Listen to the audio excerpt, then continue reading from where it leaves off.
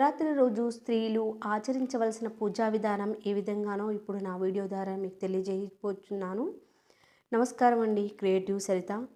శివరాత్రి రోజున ఎర్రటి ప్రమిదలతో దీపాలు వెలిగిస్తే ఎలాంటి ఫలితాలు కలుగుతాయో ఇప్పుడు మనం తెలుసుకుందాం. హిందూ మతం పండుగలలో మహాశివరాత్రి చాలా ప్రాముఖ్యమైనది. ప్రతి ఏటా మాఘబహుళ చతుర్దశి నాడు శివరాత్రి జరుపుకుంటాం. ఈరోజే లింగాకారంగా ఆవిర్భవించాడని శివపురాణాలలో ఉన్నది. ఆదిదేవుడు నీలకంఠునిగా మారిన రోజు. అలానే శివరాత్రి రోజే అని ఆ మహాదేవుడు చంద్రకేశవుడు అయిన రోజు కూడా ఈరోజే. అలానే మృత్యుంజయుని మంత్రం ఆవిష్కరణ జరిగిన రోజే.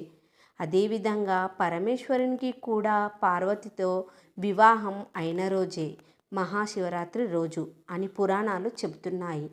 ఇంత గొప్ప రోజున మనం ఆ పరమేశ్వరుని ఓం నమ శివాయ అని ఒక్కసారి శివపంచాక్షరిని పలికినా చాలు, సకల పాపాలు తొలగిపోతాయి. అలానే ఆయన మృత్యుంజయ త్రయంబకం అని ఒకసారి పలికినా చాలు, మీకన్నా మృత్యుదోషాలు సప్తం తొలగిపోతాయి.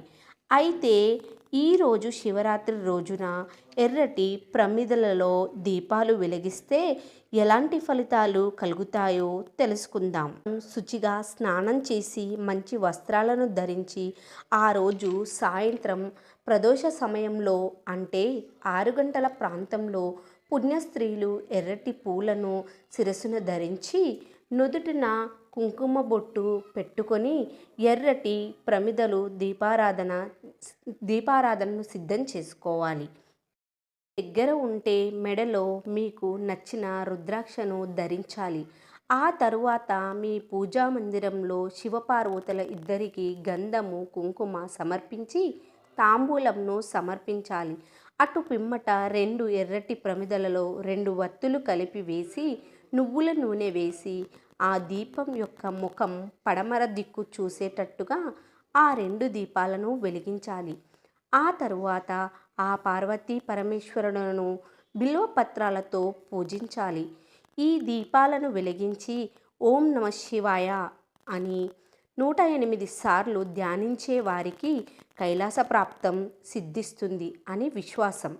అలానే ఇలా దీపాలు వెలిగించడం ద్వారా నీకు దీర్ఘసుమంగళీ భవ అని ప్రాప్తం లభిస్తుంది అని నమ్మకం.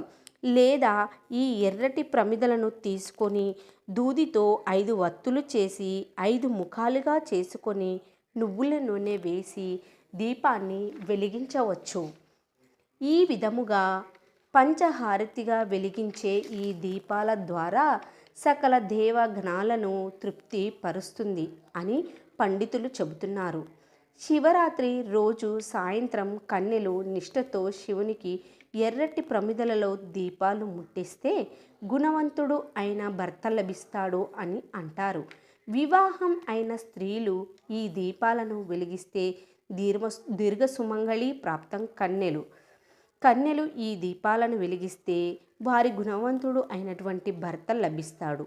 అదేవిధంగా ఆలయాల్లో పంచామృతాలతో శివునికి అభిషేకం చేస్తుంటే మీ బాధలు దరిద్రాలు తొలగిపోతాయి అని నమ్మకం.